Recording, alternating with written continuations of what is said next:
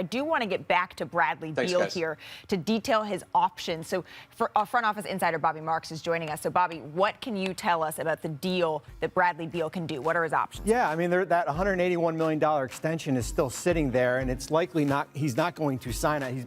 It's been well known, so we could take that off the board right now. He's got that $36.4 million player option, likely to decline that. He could sign that big contract with Washington, 5 years, $245 million. Here's the interesting thing. He could also opt into that number. If he wakes up one morning and says, I don't want to be a Wizard anymore, I want to go to another team, he can opt in. We've talked about it with James Harden, and sign a 4-year, $199 million extension after he's been traded, 6 months after. So essentially, he's only going to lose about $4 million. Here's the thing. Beal has a trade bonus in his contract. So if he's traded, he's going to get $5.4 million. So he'll make up the difference, what he would be leaving on the table with Washington than what he could sign with a new team. So there's not much of a difference there. And then, of course, the cap space route. 4 years, $182 million. But Indiana, Detroit, Portland, Orlando, San Antonio, not contending teams right now. So here's the two options to keep an eye on. The 5 years, $245, and then certainly that opt-in, and then possibly asked to be moved at the, in the offseason. Well, and Bobby, you have to imagine, right, that if Bradley Beal comes to the Washington Wizards, we just heard Woj say that if he wants something else, this is a continuous dialogue, right? And Woj said that this is something that they've been chatting about. So you have to imagine that if Bradley Beal wants out, he's been so loyal to that franchise, they're going to work with him. I want to bring in the entire panel here, Zach Cheney and Big Perk. And Big Perk, I'll start with you.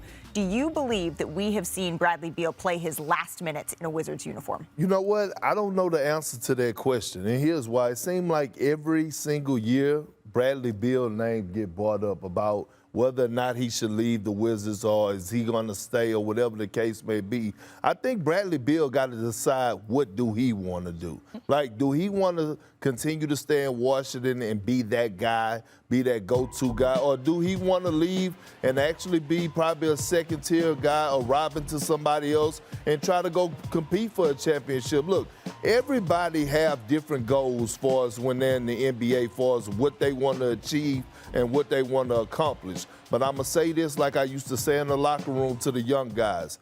Do not pass up your lettuce. Get all the money you possibly can, because at the end of the day, I get it. It's entertainment to us. It's entertainment to the fans.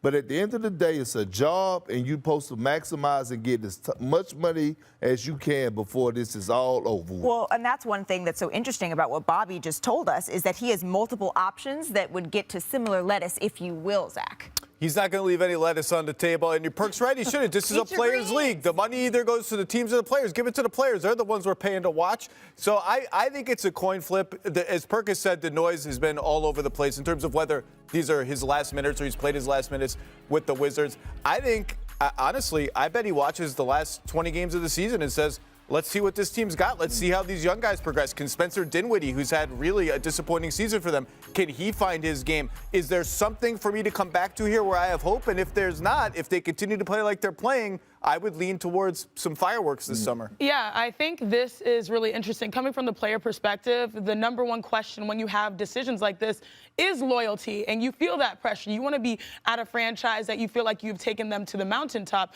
But like you said, Perk, sometimes the only thing that's loyal is the bread, while your body is the way you make your money. And I think it's fascinating that, Bobby, I'm looking at you, that you brought up, and thank you for breaking it down in a way that I can understand, the trade bonus, how he could potentially get more money by getting traded, which is another test of loyalty. Am I correct?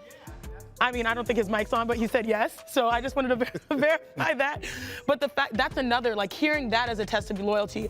I spoke to Damian Lillard quite a bit about his situation. We're friends. We've been knowing each other for a couple years now. And I feel like these guys are at similar junction points, Dame and Bradley Beal.